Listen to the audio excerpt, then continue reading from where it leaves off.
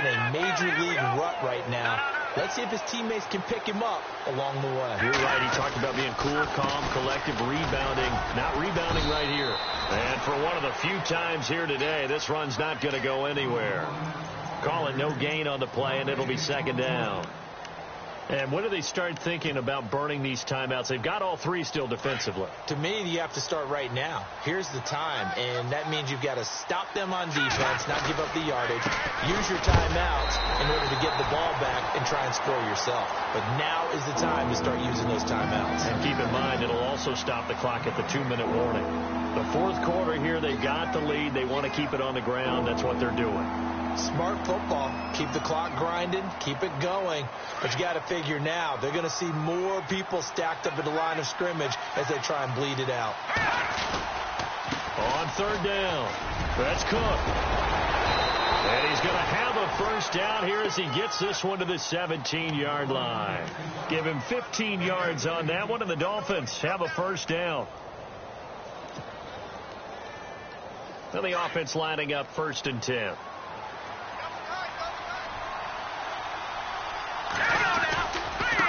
And he'll give it here to his running back.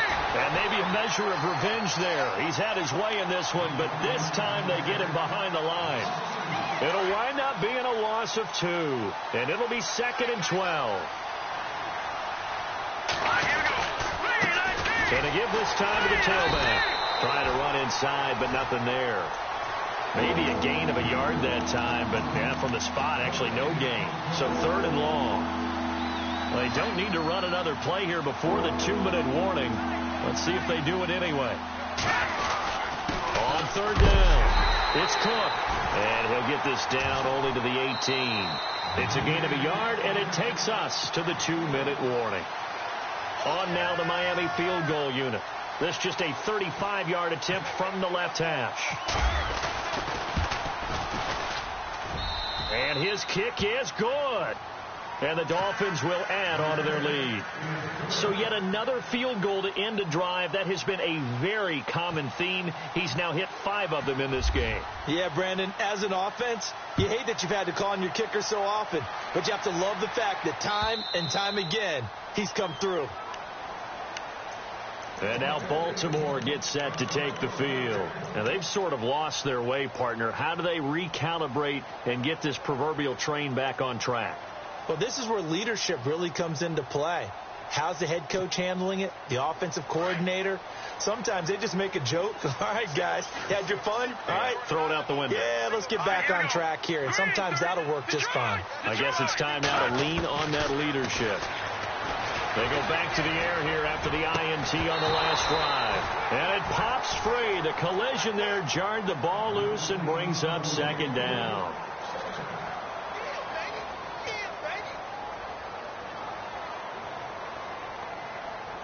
So the incomplete pass brings up 2nd down.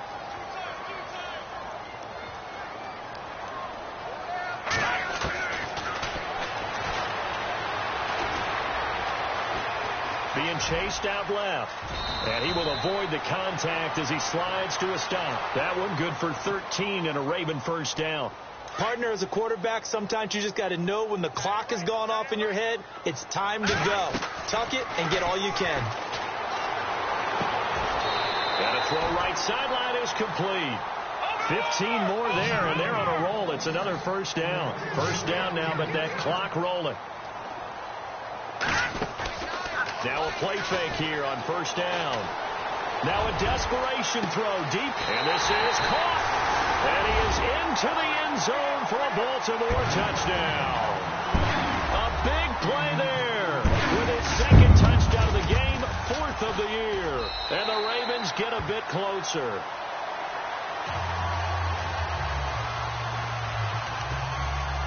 So here we go. They'll need the recovery, obviously, then a touchdown and a 2-point conversion to tie. And the Dolphins are going to recover. A tough one there. They certainly wanted that when they needed it, but they didn't absolutely have to get it. They still do have 3 timeouts. You're exactly right. They had to attempt it. But even though they didn't get it, as you noted, with 3 timeouts, if they can get these stops on defense, all hope is not lost.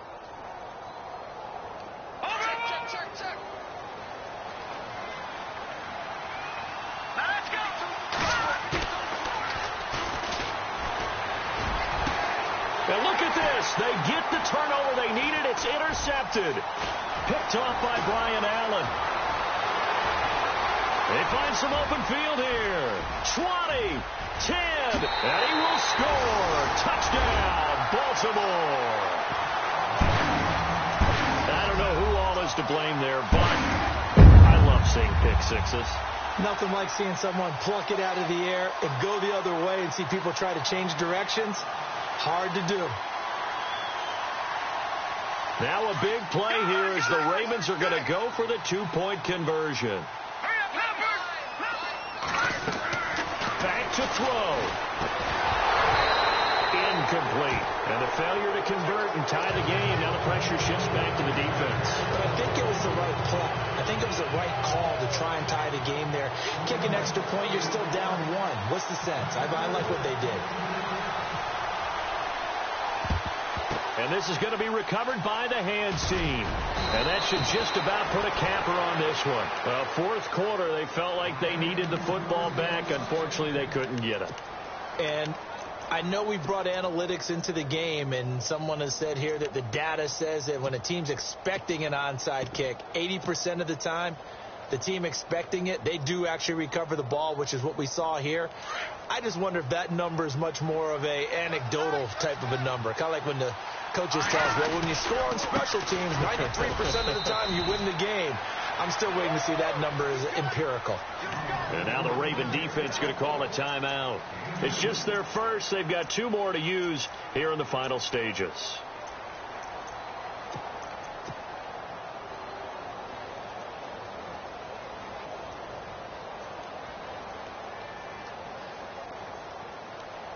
Second down, 8. Lucky 56. Lucky 56. Watch it now, Barney. A handoff as they run the counter play. So he loses 3 yards there. Now third down. And now the Ravens are going to take another timeout. That'll leave them with just one remaining in this fourth quarter of play.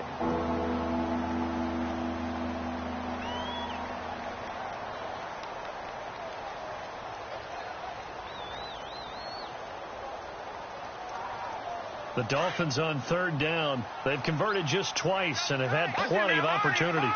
This is 3rd and 11. Now Cook running right. And a short gain there down to the 37-yard line. And play is stopped here. Timeout.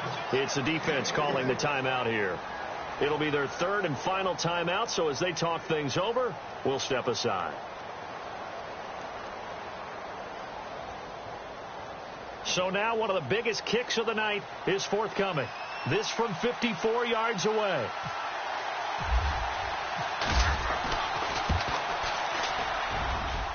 And this one is right down the middle. And that will push the lead up to 5.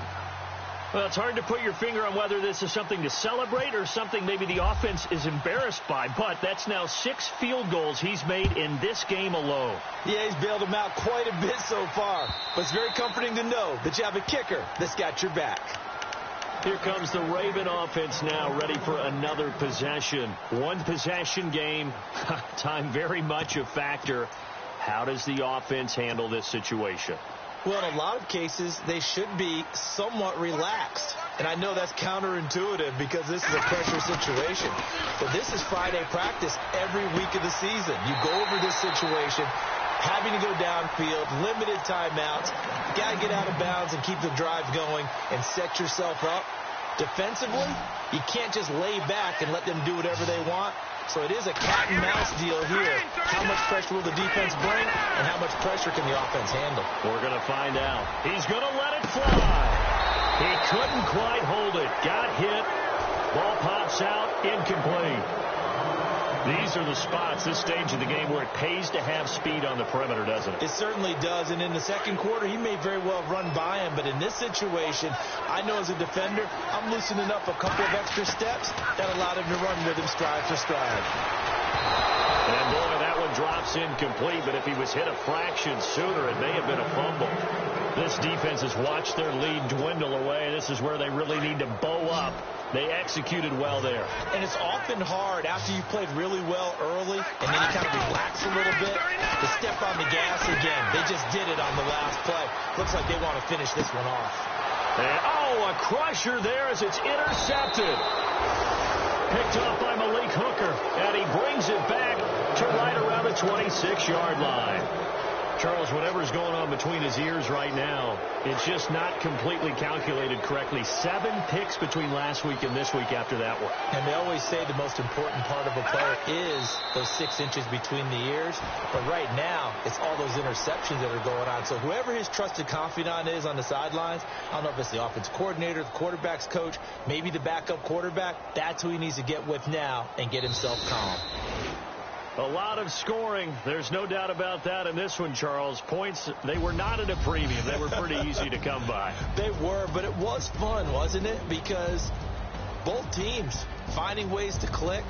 And you know people who love this game, they also love baseball games that are 14-11 with 3 or 4 home runs mixed in. So for the Dolphins, that early momentum continues here as they...